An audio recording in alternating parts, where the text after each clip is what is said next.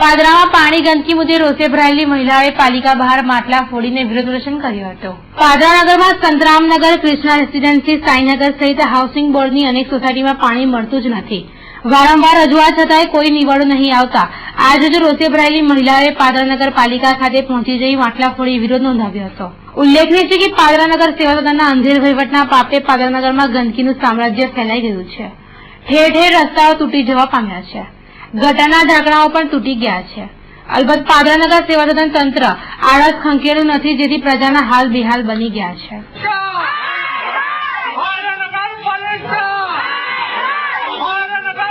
મારી ઘેર એક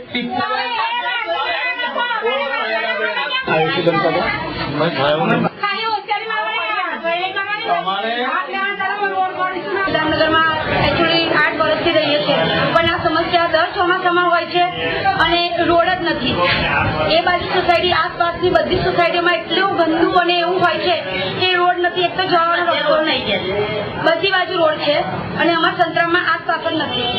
અને પહેલી વાત છે, છોકરાઓ જવાની બહુ તકલીફ પડે છે, ચાલીને જઈએ તો પણ કે ચાલી લઈને જોઈએ તો પણ બધી જ રીતે। જૈન સ્કૂલની પાછળની સોસાયટીમાં પાતાળી હનુમાનની પાછળ રહીએ છીએ અમે, કૃષ્ણા રેસીડેન્સીમાં રહીએ છીએ, આ લોકો બધા સંતરામમાં રહે છે।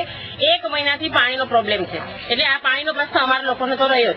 બીજો રસ્તાનો પ્રોબ્લેમ છે, રસ્તાની અંદર રસ્તામાં અમે કેવી રીતે આવી જઈ શકીએ? અત્યારે કીચડ ભરાણું છે, એક બાળકો પણ સ્કૂલે નહીં જઈ શકતા, એટલું કીચડ ભરાયેલું છે। આ મેઇન પ્રોબ્લેમ છે રસ્તાનો અને પાણીનો। એક ગમે એમ કરીને પાણીનું સોલ્યુશન કરો। આ વોર્ડ નંબર 3 માં આવે છે। અત્યારે હાઉસિંગ બોર્ડ વિસ્તારોમાંથી કેટલાક રહીશોની ફરિયાદ છે કે જ્યાં પાણી આવતું નથી, ગટરની પણ તકલીફ છે।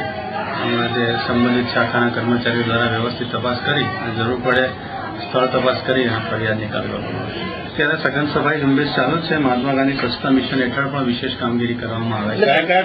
સિવાય પણ વોર્ડ વાઇઝ અમે આખો એક્શન પ્લાન બનાવ્યા છે, એની કોપી જોઈતી છે તમને મળશે। કામગીરી શરૂ થઈ ખરી? હા, કામગીરી શરૂ છે અને એટલે દરેક વોર્ડમાં સમયાંતરે સફાઈ થાય, એમનો આખો એક્શન પ્લાન છે।